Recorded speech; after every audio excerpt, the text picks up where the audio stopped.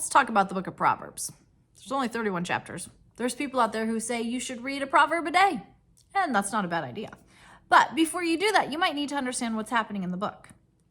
Deuteronomy 6:4-9 talks about teaching your children diligently when you walk along the road, when you lie down, when you get up. So I want you to think of Proverbs as another wise counselor who's speaking to you and giving wisdom and advice. Think of it as that wise older man coming into your life and saying, let me help you. That wise older woman who says, you know what, before you do that, consider your ways, consider what's going to happen. Because Proverbs is filled with advice on money or relationships and marriage, what makes a good wife, what kind of man you want, and your actions, what you should do with your anger, with your words. Talks about business, how to deal with people, how to interact and take on loans or debts or make promises. Proverbs is filled with all this kind of advice. And the nice thing is, it almost says it over and over again. If you read Proverbs, you'll go, I read something similar to that yesterday. Because the idea is the more you hear it, the more it sinks in, the easier it is to remember. Proverbs basically sets up a wise man and a foolish man. And one of the things you can do is ask yourself, is this being wise or is this being foolish? It also gives you, here's the righteous man and here's the wicked man. So ask yourself, do I want to be righteous or do I want to be wicked?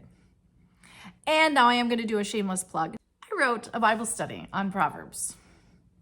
You can actually buy it on Amazon. And it takes you through all of Proverbs and helps you find that advice. And the idea is after you do this each day, it takes like 10 to 15 minutes. Then you can talk about it with your parents. And do you want to hear a funny story?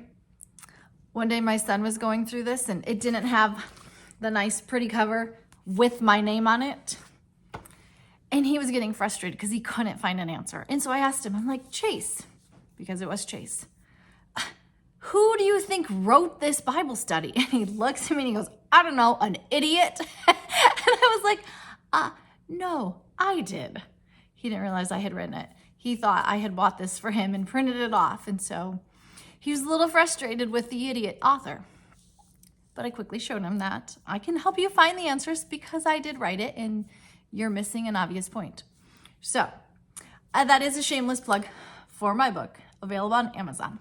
But even if you don't buy the book, go read Proverbs. You can find a lot of advice and wisdom in there that will carry you through the rest of your life so that one day people will say, wow, she's really wise, or wow, he's really wise. Because truthfully, that's what we're all attaining to, is to being wise, to being righteous. And Proverbs is one way to help you do that. Thanks for joining me. Goodbye.